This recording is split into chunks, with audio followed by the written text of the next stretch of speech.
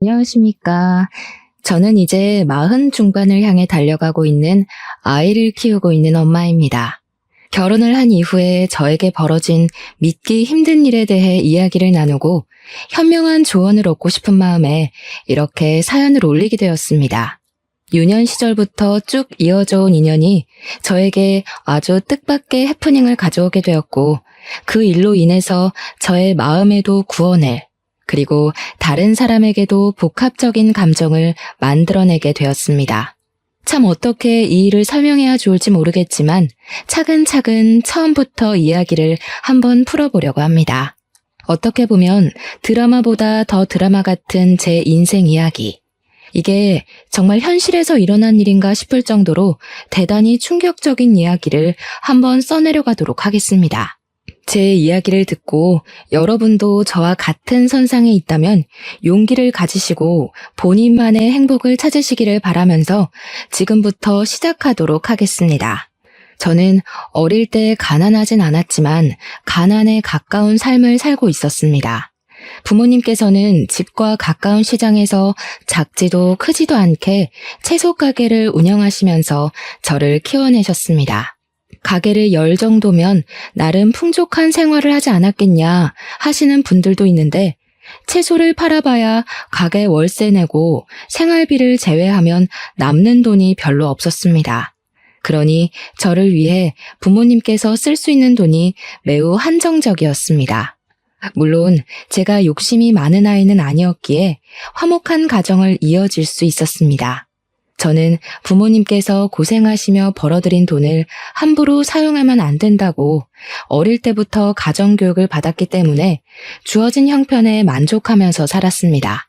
우리 부모님께서는 빠듯하게 한 달을 벌어먹고 사시는 분들이었지만 없는 사람들을 늘 챙기고 도우며 사셨습니다.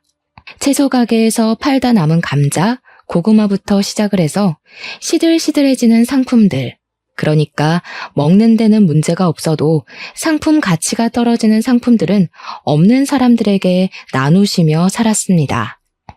특히 저희가 다세대 주택에 새를 들어 살고 있었는데 우리 옆집에 살고 있는 단칸방 식구들에게 그렇게 잘해주셨습니다. 우리 집도 아주 작은 16평짜리 방 2개 딸린 집이었지만 옆집에 사는 식구들이 밥이라도 굶을까봐 매번 감자와 고구마를 삶아서 주셨습니다. 솔직히 어린 나이에는 우리 집도 힘든데 왜 그렇게 남을 도우며 사시려고 할까, 그 돈을 모았다면 더 큰 집에 갈 수 있지 않았을까 하는 생각을 하기도 했습니다. 하지만 부모님께서는 나중에 다 복이 되어 돌아오는 것이라며 남에게 베푸는 것을 아깝게 굴지 말라고 하셨습니다. 옆집에 사는 가족들은 옆집 오빠와 옆집 오빠 부모님으로 구성되어 3명이 살고 있었습니다. 옆집 오빠는 저보다 8살이나 많은 오빠였는데 제가 초등학생일 때 이미 대학생이던 오빠였습니다. 대학 등록금을 마련하기 위해서 틈틈이 일을 하며 정말 열심히 살던 오빠는 끼니를 제때 챙기지 못해서 항상 배고파했었습니다.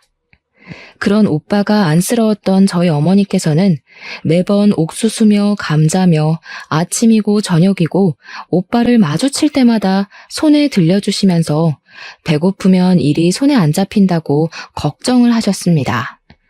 옆집 오빠는 처음에는 부담스럽다면서 거절을 했었지만 나중에 들어서는 꼬박꼬박 받아주면서 너무나도 감사하다고, 이 은혜에 절대로 잊지 않겠다고 부모님께 인사를 했었습니다. 가난으로 인한 자격지심도 전혀 없었고 본인이 스스로 할 수 있는 일에 매진하면서 성실하게 사는 아이라며 부모님은 옆집 오빠를 매번 칭찬하셨습니다. 저는 어린 나이에 옆집 오빠에게 질투를 한 적도 몇 번 있었습니다. 부모님께서 매번 입에 침이 마를 정도로 오빠를 칭찬하셨기 때문이었습니다.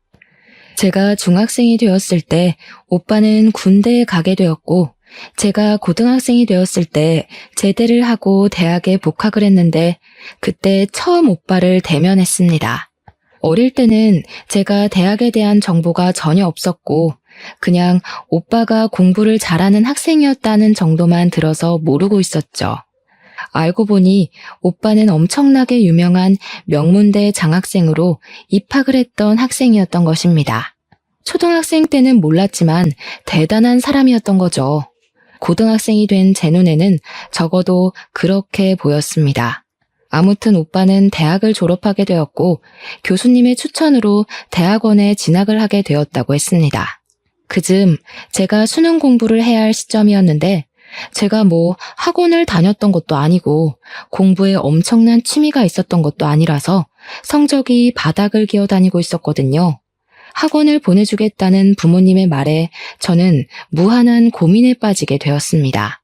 학원비가 한두 푼도 아니고 부모님의 돈벌이가 넉넉한 것도 아니었으니까요. 거기다가 학원을 다닌다고 제 성적이 수직 상승할 것 같지도 않았고 학교에서 배운 공부에 충실하며 수능을 보겠다고 했지만 현실의 벽은 너무나도 높았습니다. 공부도 재미가 없고 흥미도 떨어지고 하니 손을 놓아버리게 됐고 대학은커녕 공장이라도 취직을 해서 하루빨리 집안의 보탬이 되어야겠다는 생각도 하게 되었습니다. 그렇게 고3이 되었고 저는 진로 상담에서도 갈피를 잡지 못하고 깊은 고민에 빠지게 되었죠. 근데 우연히 제 고민을 알게 된 옆집 오빠가 대학원 생활을 하며 바쁜 와중에도 저에게 개인 과외를 해주겠다고 이야기를 해주었습니다. 그동안 얻어먹은 것들이 한두 개가 아닌데 이렇게라도 보답을 하고 싶다면서 저희 부모님을 설득하기 시작했습니다. 오빠는 과외비는 필요 없다고 했고 지금처럼 배가 고플 때 옥수수도 쪄주시고 고구마도 구워주시면 그걸로 충분하다고 했습니다. 저희 부모님은 그런 오빠에게 미안해하면서도 저에게 공부를 시킬 수 있다고 하니 좋다고 하시며 과외 약속을 잡으셨습니다. 솔직히 저는 공부하기가 싫어서 부모님의 그런 결정이 못내 아쉽긴 했지만 이왕 시작한 거 열심히 한번 해보겠다고 마음가짐을 바로 잡았습니다. 그때부터 옆집 오빠에게 수학, 영어, 국어 과외를 받기 시작했는데 오빠가 정말 가르치는데 소질이 있는지 쑥쑥 문제를 짚어서 알기 쉽게 풀어서 알려주더라고요. 몰랐던 학습의 세계가 열리고 흥미가 막 붙기 시작했지만 제가 그동안 쌓아온 기초가 너무 없어서 그런지 성적이 티가 나게 오르진 않았습니다. 오빠는 많이 풀어보고 틀려봐야 실력이 느는 것이라며 저에게 숙제를 매번 내주었고 저는 학교에서 틈틈이 숙제를 풀어나갔습니다. 그때 저희 반에서 공부를 꽤 잘하던 은지라는 친구가 있었는데 저를 보고 막 비웃더라고요. 와, 네가 공부하는 거 태어나서 처음 보는 것 같다, 야. 너 대학 가려고? 진심이야? 네 성적에? 너 공부 못하잖아. 괜히 돈 버리는 거 아니야? 저는 매번 제자리에 와서 이상하게 시비를 거는 은지를 싫어했습니다. 한두 번도 아니고 제가 쉬는 시간에 문제집을 풀고 있으면 언제 왔는지도 모르게 숨죽여 다가와서는 제가 공부하는 걸 비웃고 갔습니다. 은지는 우리 반 반장이기도 했는데 유독 저에게만 못되게 굴었어요. 제가 풀고 있는 문제집을 가져가 훑어보면서 이거 다 중학생 때 배운 거 아니냐고 깔깔거리면서 웃었습니다. 고등학교 3학년씩이나 돼서 중학생들이 푸는 문제집을 풀고 있다며 반 아이들 모두에게 저를 조롱거리로 만들곤 했었습니다. 하루는 너무 티가 나게 저만 괴롭히는 것 같아서 나한테 왜 그러냐고 버럭 성질을 부렸는데 그걸 모르는 게 문제라며 말도 안 되는 소리를 하고 가더라고요. 그냥 제가 만만해서 괴롭히는 것 같다고 은지랑 어울려 지내는 친구들이 하는 말을 듣고는 자존심도 많이 상했습니다. 수능을 치를 때가 다가오자 이상한 긴장감으로 배가 자주 아프기도 했고 식은땀이 뻘뻘 나기도 했습니다. 그래도 1년 가까이 옆집 오빠랑 공부를 하면서 모의고사 성적도 꽤 많이 올랐기 때문에 수능날 탈만 나지 않으면 성적은 어느 정도 나올 것 같았습니다. 물론 특출나게 오른 건 아니라서 그래봐야 간당간당한 수준이긴 했습니다.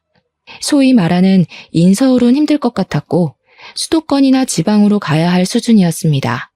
그렇게 수능날이 되었고 저는 무탈하게 수능을 치렀고 학교에 옹기종기 모여서 가채점을 하기 시작했습니다.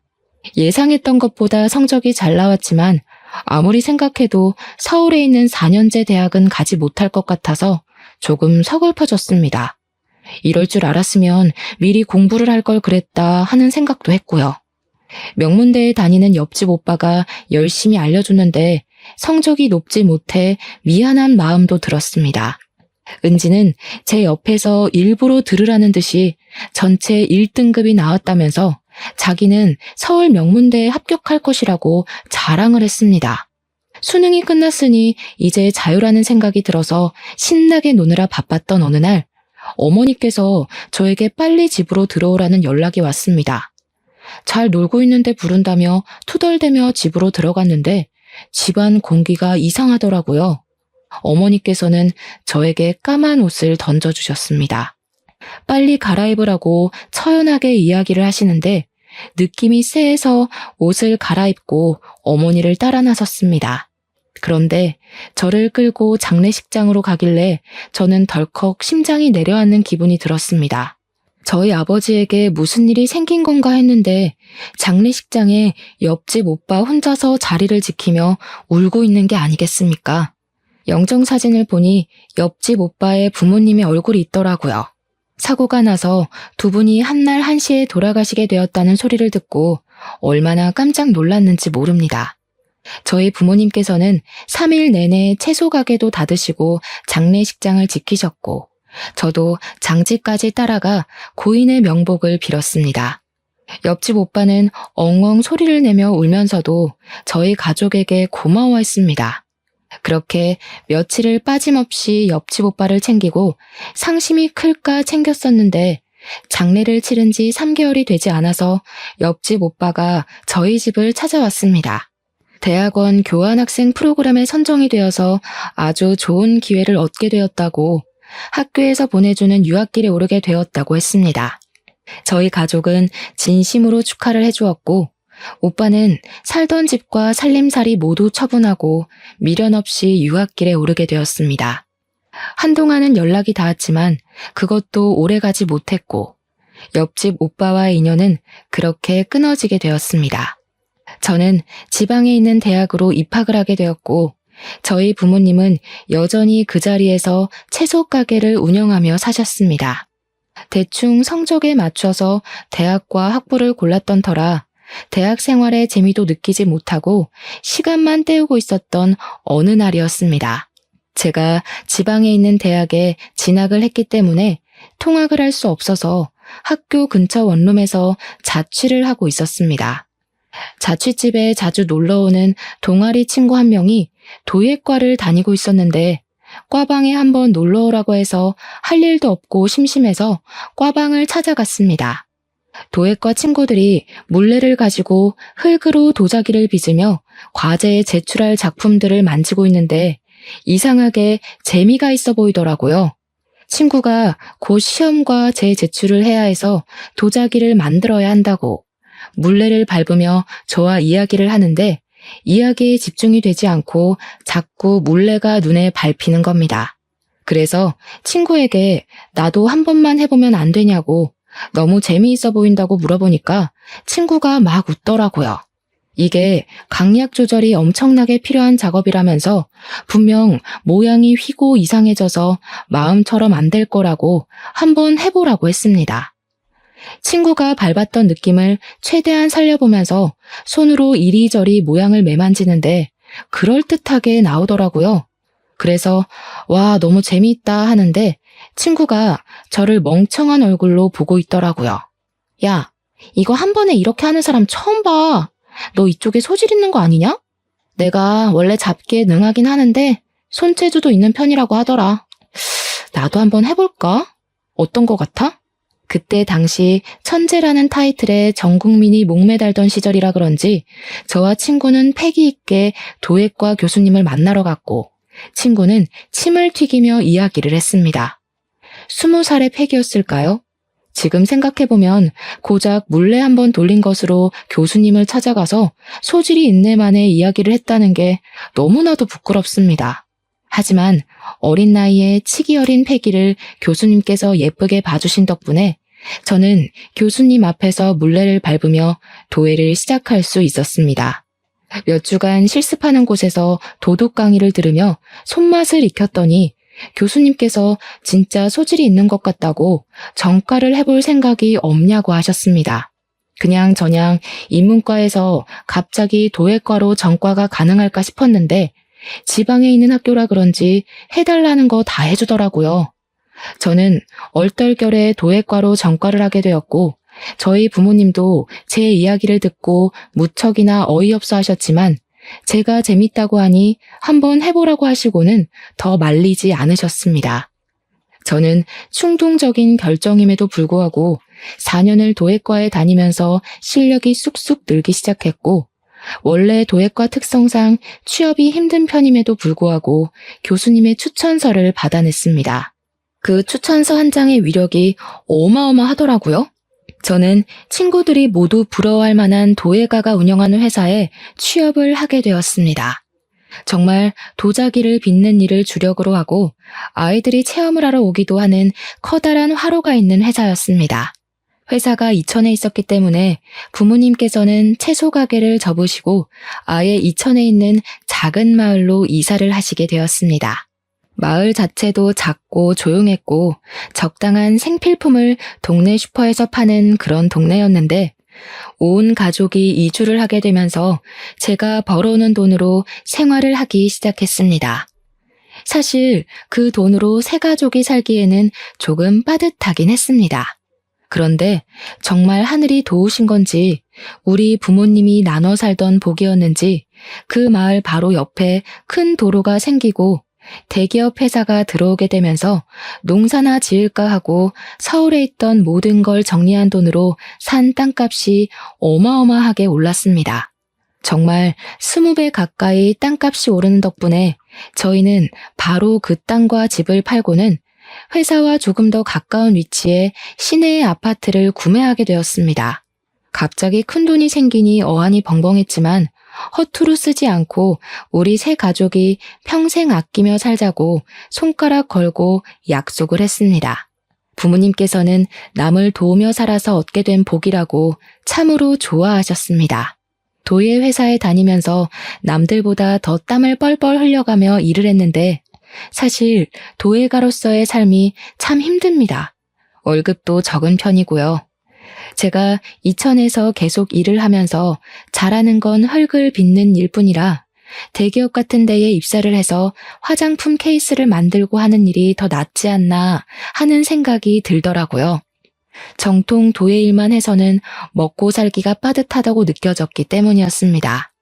거기다가 대기업이 줄줄이 이천에 공장을 지으면서 저희 도예 회사 옆에도 대기업 반도체 회사가 들어오게 됐는데 사원증을 걸고 있는 회사원들 보니까 멋있더라고요.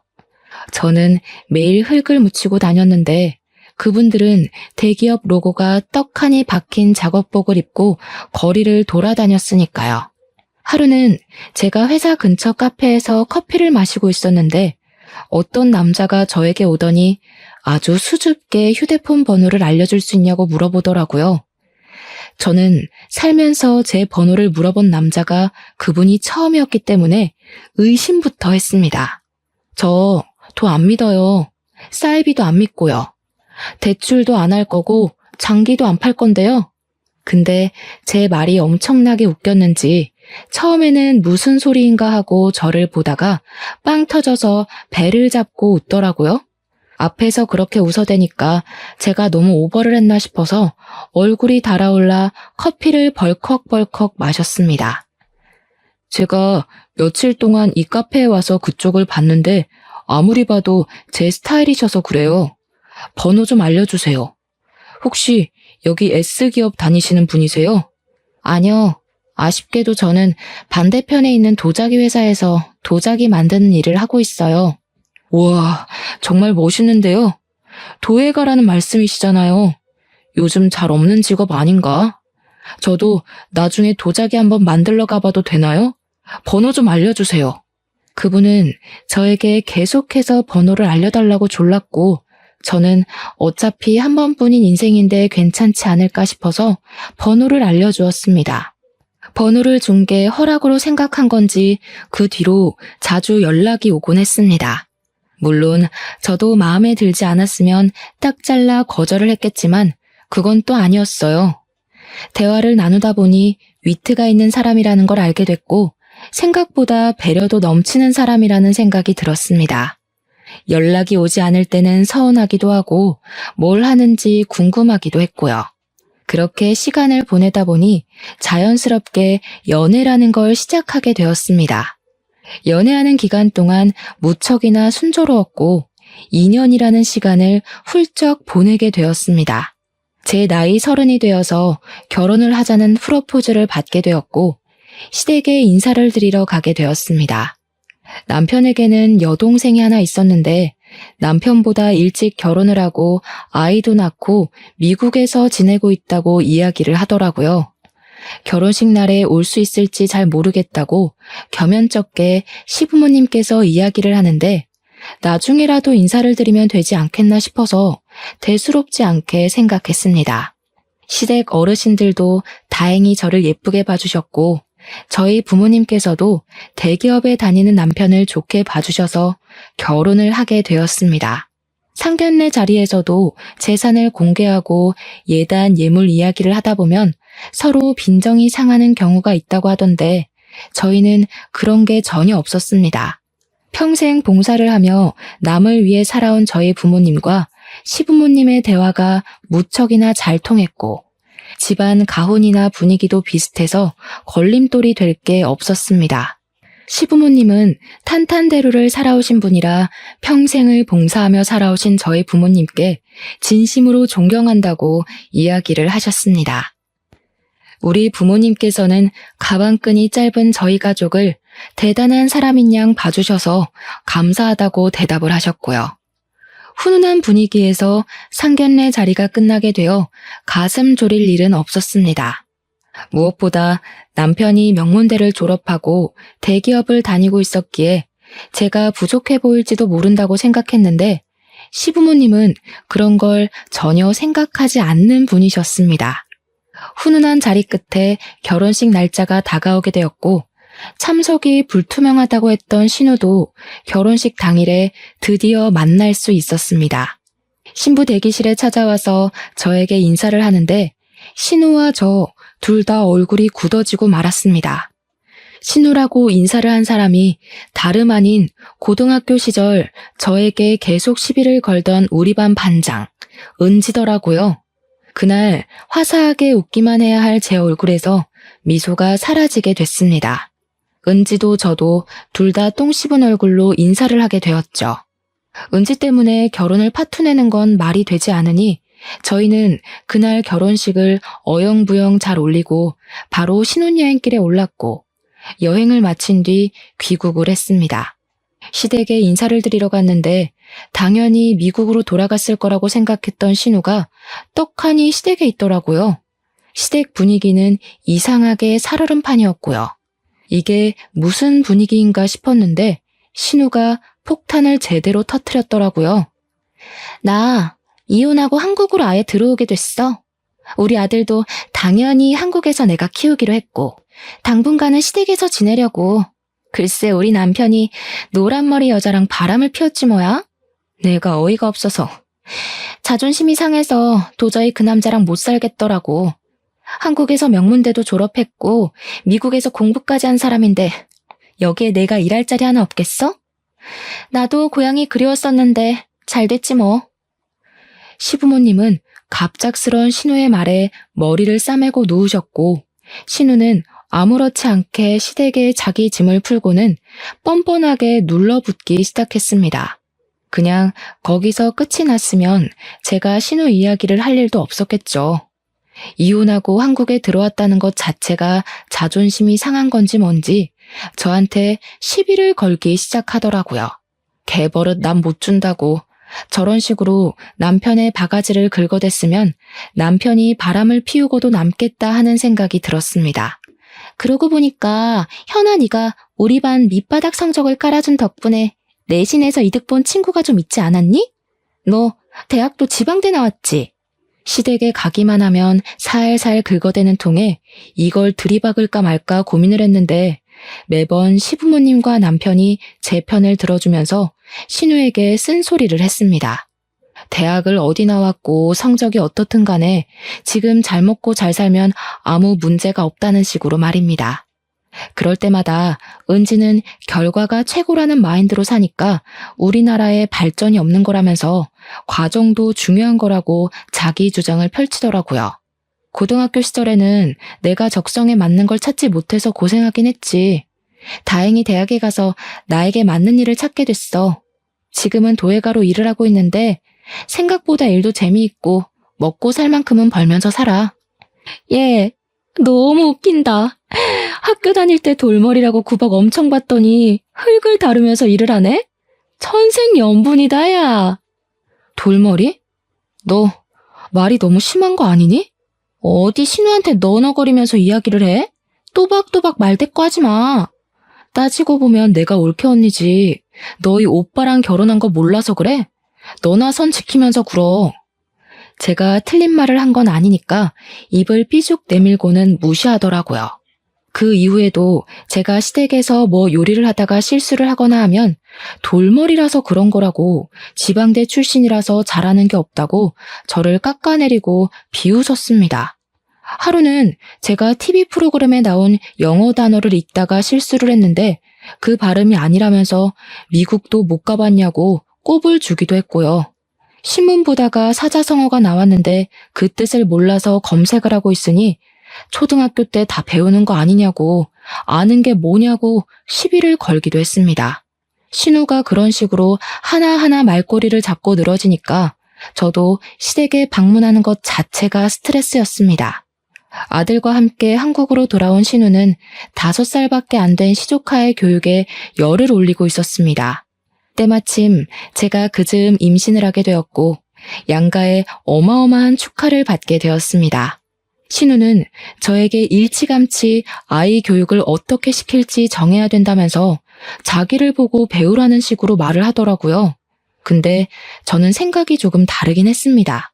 공부를 아무리 해봐야 적성에 맞는 일을 찾는 게 더 중요하다는 생각을 했거든요. 제가 친구를 따라 과방에 놀러 가지 않았더라면 제가 과연 도예가의 길을 걸을 수 있는 기회가 있었을까요? 저는 공부가 전부라고 생각하지 않았습니다. 그런데 신우는 그런 제 의견을 깡그리 무시하고는 시조카에게 공부를 하지 않으면 큰엄마처럼 대학도 후진 곳을 나와야 하고 평생 몸을 쓰면서 살아야 한다고 이야기를 하더라고요. 그 이야기를 들은 남편이 신우의 머리채를 잡을 기세로 달려들었는데 제가 말리지 않았더라면 아마 원형 탈모처럼 머리카락이 우수수 빠졌을 겁니다. 신우는 가족들이 불편해하는 걸 알면서도 저를 무시하는 걸 멈추지 않았고 5살밖에 되지 않은 시조카를 영어 유치원에 보내겠다고 난리를 쳤습니다. 그뿐만이 아니라 과외를 시켜야 한다면서 선생을 알아보고 추가 공부를 시킨다고 학원 문도 두들겨 보더라고요. 더 웃긴 건 신우는 일을 하지 않고 있어서 그 돈이 모두 시부모님의 주머니에서 나오고 있었다는 겁니다. 시조카는 국적은 미국 국적이었으나 한국에서 살고 있었음에도 한국말을 제대로 구사하지 못하고 있었습니다. 제가 다른 것보다 국어 공부를 먼저 해야 하는 거 아니냐고, 방문학습이라도 시키는 게 좋지 않겠냐고 넌지시 의견을 보탰죠. 그러니까 저한테 영어가 세계 공통어인 거 모르냐면서 한글은 크면 자연스럽게 쓰고 읽고 할 수 있다고 차라리 수학 과외를 시키겠다고 하더라고요. 5살이면 한창 놀이터에서 뛰어놀아야 할 시기인데 정말 신우의 욕심이 하늘을 찌르더라고요. 저는 10달을 꼬박 품은 아이를 출산했고 육아휴직을 하게 되면서 2년이나 회사 일을 쉬게 되었습니다. 2년 만에 다시 이천으로 출퇴근을 하려고 하니까 너무나도 힘들더라고요. 제가 육아휴직을 하는 동안 남편이 본사로 발령이 나면서 저희가 서울로 이사를 오게 되었거든요. 집에서 육아만 하다가 서울에서 이천까지 매일 운전을 해서 출퇴근을 하려고 하니까 몸이 축나는 기분이었습니다. 남편 월급이 꽤 되긴 했지만 그래도 돈을 벌어야 된다는 생각에 도예를 하면서 돈을 벌었는데 이 도예 사업이라는 게 참 어렵더라고요. 저는 결국 도예가 선생님의 곁을 떠나 서울에서 공방을 열어보기로 결심을 했고 부모님께서 조금의 도움을 주시겠다고 하셨습니다. 제가 눈여겨보던 매물이 부동산에 나왔기에 바로 계약을 하고 작은 공방을 열 수 있었습니다. 다행히 위치가 좋아서 작은 화로까지도 둘 수 있었습니다. 고열로 구워야 하다 보니까 일반적인 건물에서는 화로를 두기 어려웠었는데 단층 창고 같은 건물을 통으로 쓸 수 있어서 화로도 구비할 수 있었습니다. 공방은 인터넷을 통해서 입소문을 타기 시작했고 예약이 가득 찰 정도로 장사가 잘 되었습니다. 아무래도 서울 한복판에서 그런 체험을 할 수 있는 곳이 없다 보니까 희소성에 대한 가치를 인정받은 셈이죠. 그때 저희 아이는 어린이집을 보내고 있었는데 신우가 또 저에게 시비를 걸더라고요. 어린이집에서 배우는 게 뭐가 있다고 거기를 보내? 적어도 영어 유치원 정도는 보내줘야지. 벌써부터 수준 차이가 나기 시작하잖아. 올케가 지방대를 나와서 그런가? 지방대 나온 친구들은 그냥 어린이집을 보내나 봐? 내 대학 친구들은 죄다 영어 유치원을 보내던데. 우리 조카 불쌍하네. 공부를 잘해야 하는데 엄마 닮았으면 티가 딱 나겠다. 공부하는 것보다 경험이 더 중요하다고 생각해서 굳이 어릴 때부터 스트레스 주고 싶지 않은 거야. 각자 자식을 교육하는 방법이 있으니까 그런 소린 하지 말았으면 좋겠어. 더군다나 시조카와 우리 아이의 나이 차이가 5살이나 나다 보니까 당연히 배우는 속도나 쌓여있는 지식도 차이가 날 수밖에 없는데도 비교를 하더라고요. 우리 애는 이것도 하고 저것도 하고 그 나이 땐 이미 다 했던 건데 하면서요. 당연히 초등학생의 시조카와 아직 영유아인 우리 아이가 같은 수준이면 문제가 되지 않겠습니까? 지 잘난 맛에 제 말은 하나도 듣지 않고 씹으려 되는데 저도 나중에는 해탈이 되는 건지 전부 다 무시하게 되더라고요. 신우는 시조카가 16살이 되었을 때 대학 시간 강사 일을 하게 되어 나름 교수라며 어깨에 힘을 주고 다니기 시작했습니다. 그게 저희 나이 41살의 일인데 보통 그 나이에는 시간 강사를 잘 안 나가긴 하지만 신우가 공부했던 걸 밀고 나가면서 어렵게 따낸 자리였다고 하더라고요. 신우는 시간 강사로 나가고 있는 대학의 정교수가 되는 것이 목표라며 어떤 수를 써서라도 정교수 자리를 차지하겠다고 했습니다. 제가 열심히 하다 보면 기회가 오지 않겠냐고 했더니 가방끈이 짧아서 이해를 못하는 거라고 비웃더라고요. 저도 말이 곱게 나가진 않아서 어디 한번 열심히 애써보라고 대꾸해줬죠. 시간이 지날수록 공방에는 점점 손님도 줄어들게 됐고 일거리도 잘 들어오지 않게 되면서 공방을 유지하는 게 힘들어지기 시작했습니다. 아무래도 작은 공방이라 한계가 있는 거고 한번 방문했던 손님의 재방문이 잘 이루어지지 않았기 때문이었습니다. 물레를 여러 개 둘 수가 없어서 체험 공방은 대체로 만들어진 틀에 그림을 그려 구워나가는 식으로 이루어졌는데 가격도 비싼 편이고 하다 보니 한 번 체험으로 끝나는 거죠. 취미반 수업을 해도 인원을 많이 받을 수가 없고 기초를 배우고 나면 심화 과정까지 하려는 사람이 없어서 운영이 점점 힘들어졌습니다. 그래도 남편이 대기업을 다니고 있으니 배가 고를 일은 전혀 없었지만 제 일이 잘 안 풀리니까 스트레스를 받긴 하더라고요.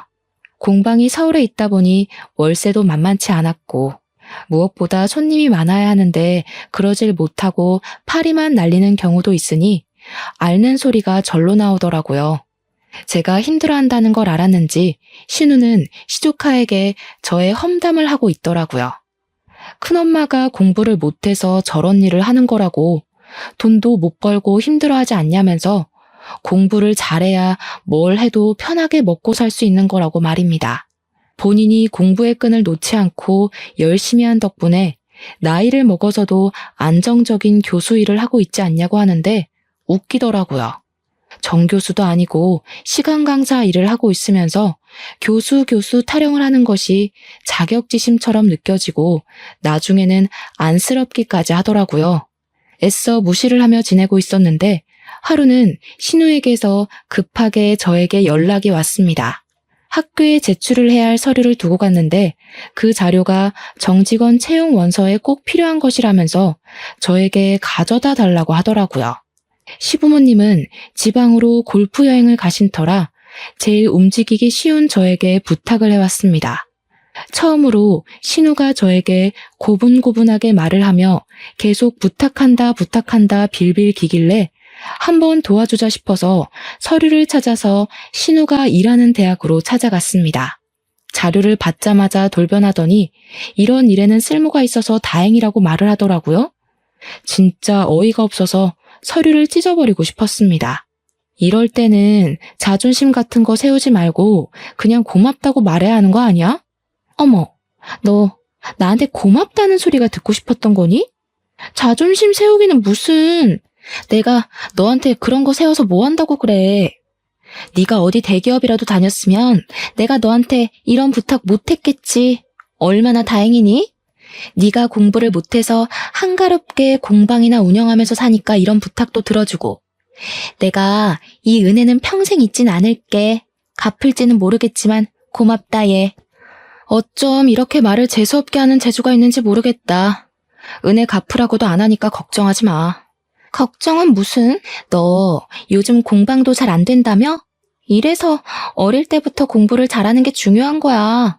결국 어떻게든 밥벌이 하려면 똑똑해야 한다니까. 우리 아들도 너랑 나를 보면서 제발 정신 차리고 공부 좀 했으면 좋겠다. 내가 그런 건 또 고마워. 너 덕분에 우리 아들에게 현실감을 알게 해줄 수 있어서. 제가 기가 막혀서 부들부들 떨고 있는데 뒤에서 누가 헛기침을 하더라고요. 신우와 저는 입씨름을 하느라 뒤에 누가 찾아온 것도 모르고 있었습니다. 신우를 향해서 준비 다 됐냐고 물어보는데 이상하게 낯이 익더라고요. 신우가 갑자기 쩔쩔매면서 언제 오셨냐고, 안 그래도 지금 서류 준비를 다 했다면서 학과장님 하면서 콧소리를 내는데 그분이 저를 빤히 보더니 놀란 눈을 하셨습니다. 너 혹시 현아니? 땡땡동 살던 채소가게. 자세히 보니까 저에게 공부를 가르쳐 주었던 우리 옆집 살던 오빠였습니다. 저는 너무 놀라서 오빠 맞냐고 반가움에 방방 뛰었더니 어떻게 여기서 다 보냐고 반갑다고 신우를 무시하고 저에게 달려와 제 손을 잡더라고요. 신우는 황당한 얼굴로 둘이 어떻게 하는 사이냐고 제 옆구리를 찔렀고, 저는 옆집 살던 오빠라고, 제 과외를 해주던 오빠라고 이야기를 했습니다. 그러고 보니 은지 네가 나한테 무슨 중학생이 풀만한 문제집을 풀고 있냐고 했던 게 생각이 나네. 그거 오빠가 과외할 때 내준 숙제였는데. 오빠 덕분에 대학도 못 갈 것 같았던 내가 대학도 가고 거기서 적성도 찾아서 지금은 도예가로 일하고 있어요. 내가 학교 다닐 때 언제 그랬다고. 참나. 아무튼 인연이 닿으려고 하니까 이렇게 닿네요, 학과장님. 신기하죠? 근데 옆집 오빠는 이미 신우가 저에게 뾰족하게 날을 세우고 했던 말들을 모조리 들었던 것 같습니다. 표정을 굳히고는 풀지 않더니 신우가 내민 서류를 다시 신우 손에 들려주더라고요. 내가 추천서에 사인을 해주긴 좀 어려울 것 같네. 거기다가 내 가족이나 다름없는 사람에게 그런 말을 뱉는 걸 보니 인성도 별로인 것 같구먼. 그런 사람이 대학 강단에 서서 어떻게 아이들을 바른 길로 인도할 수 있겠나? 사회의 모범이 되어야 할 사람인데 말이야. 갑자기 이러시는 게 어디 있어요. 가족이나 다름없는 사람이라뇨. 얘랑 가족은 전데요? 그럼 저랑도 가족이잖아요. 우리가 언제부터 가족으로 묶인 사이였니? 항상 네가 날 무시하고 깎아내리기 바빴지. 오빠, 어떻게 지내셨길래 여기서 학과장을 하고 계신 거예요? 저희 부모님은 채소 가게 접으신 지 오래됐어요. 지금은 이천으로 이사를 가셨고요. 일이 술술 잘 풀리는 덕분에 지금은 노후를 즐기면서 보내고 계세요. 안 그래도 한국에 들어오고 나서 얼마나 찾았는지 몰라. 가게도 사라지고 집도 이사를 하고. 여기서 이러지 말고 커피 한잔 하러 가지. 신우가 발을 동동 구르면서 따라오다가 옆집 오빠가 왜 따라오냐고, 무슨 볼일이 더 남았냐고 차갑게 이야기를 하자 그 자리에 우뚝 서더라고요. 신우가 울상이 되어서 저를 바라보는데 얼마나 고소하던지 20년 묵은 채증이 확 내려가는 듯한 기분이 들었습니다. 옆집 오빠는 미국으로 유학을 가게 된 이후에 학교에서 내어준 장학금으로 미국의 유명 대학원을 졸업했다고 했습니다. 한국으로 돌아와 강사 일부터 시작해서 지금은 학과장까지 오르게 되었다고, 옆집 오빠가 연구하는 분야에서는 영향력이 있는 사람이 되었다고 하더라고요. 대기업 같은 곳에서 초청 강의 제안도 들어오고 하루가 어떻게 돌아가는지 모르게 바쁘게 살고 있다고 했습니다. 나름 인터넷에 이름을 검색해도 나온다면서 너스레를 떠는데 저는 참 오빠를 단 한 번도 찾아볼 생각을 하지 못했네요. 부모님께 전화를 걸어서 옆집 오빠와 연결을 해주기도 하고 오랜만에 만나서 정말 즐거운 시간을 가지게 되었습니다. 그날 이후 신우는 정교수가 되지 못했다면서 저를 원망하기 시작했고 도를 넘어서는 바람에 시댁에서도 구박덩어리가 되었습니다. 당연히 다니던 학교 시간 강사 일에서도 밀리게 되어서 백수나 다름없는 인생을 살게 되었습니다. 저에게 히스테릭하게 굴 때마다 시부모와 남편이 옆에서 제 편을 들어주니 신우는 점점 망가지고 말았습니다. 신우는 모든 스트레스를 시조카에게 풀기 시작했고 문제를 하나라도 틀리면 너 죽고 나 죽는 거다 하면서 시조카를 압박하기 시작했습니다. 자기보다 훨씬 공부를 잘해야 하고 명문대 아주 귀에 피딱지가 않도록 노래를 부른 거죠. 기말고사를 본 시조카는 성적이 원하는 대로 나오지 않자 스트레스를 견디지 못하고 그만 이대로 세상을 뜨겠다고 나쁜 시도를 하고 말았습니다. 새벽에 갑작스러운 시부모의 연락에 남편과 저는 혼비백산하여 응급실을 찾았고 거기서 파리해진 신우를 만날 수 있었습니다. 너 이런 식으로 애한테 스트레스 주고 할 거면 차라리 애를 네 남편에게 보내. 너 때문에 이게 무슨 일이야. 신우는 하염없이 눈물을 뚝뚝 흘리면서 어떻게 그런 소리를 할 수 있냐고 횡설수설했습니다. 내가 정신병이라도 걸린 것 같냐? 애를 왜 남편한테 보내려고 하냐? 내가 죄인이다 하면서 알아듣지 못할 말을 마구마구 쏟아냈습니다. 저는 신우가 미웠고 재수없었고 불행하길 바랬지만 시조카가 다치길 원하진 않았습니다. 신우가 나한테 화풀이하던 걸 조카에게 하니까 이렇게 된 거지. 세상 일이 어떻게 신우 맘대로 되겠어? 이제 좀 내려놔. 시조카가 공부를 못하는 것도 아니고 잘하는데 왜 그렇게 애를 압박하고 그래? 한참을 울던 신우가 자기 혼자 있고 싶으니까 다들 집에 가서 기다리라고 하더라고요. 며칠 입원해 있는 동안 신우는 시조카 옆에서 1분도 떨어지질 않았습니다. 그리고 시조카가 퇴원을 해서 시댁에 오니 신우가 갑자기 가족들을 불러다 놓고 고개를 숙이고 사과를 하더라고요. 그동안 괜한 비교질해가면서 올케 언니 무시한 거 미안해. 내가 사람을 급으로 나누고 상처 줘서 미안해. 나 이제 욕심 부리지 않고 우리 아이가 하고 싶은 거 하면서 살 수 있게 노력할 거야. 그러면서 애한테 욕심 부리며 살지 않겠다고 공부가 전부가 아니라는 걸 너무 늦게 깨달았다고 하더라고요. 며칠이나 가려나 했는데 신우는 정말 굳은 결심을 한 건지 그 뒤로 저희 부모님을 따라서 보육원과 고아원에 봉사를 하러 다니더라고요. 사각지대에 놓인 아이들 중에서 공부를 하고 싶어하는 애들을 위해 교육을 시키고 있습니다. 할 줄 아는 게 이것밖에 없다면서 사교육을 한 번도 받아보지 못한 애들을 불러다 놓고 공부에 관심 있어 하는 애들에게만 공부를 가르치면서 시간을 보내더라고요. 신우는 점점 마음의 치료를 받고 있는 중이고 저는 그런 신우를 멀리서 응원하며 지켜보고 있는 중입니다. 가까이 하기엔 아직까지 제가 받은 상처가 깨끗하게 씻기질 않았네요. 앞으로 저도 신우를 용서할 수 있는 날이 오겠죠. 그날이 오면 같이 속을 드러내놓고 술이라도 한잔 해보려고 합니다. 그러니 그날이 올 때까지 제가 신우를 용서할 수 있도록 노력해보도록 하겠습니다. 감사합니다.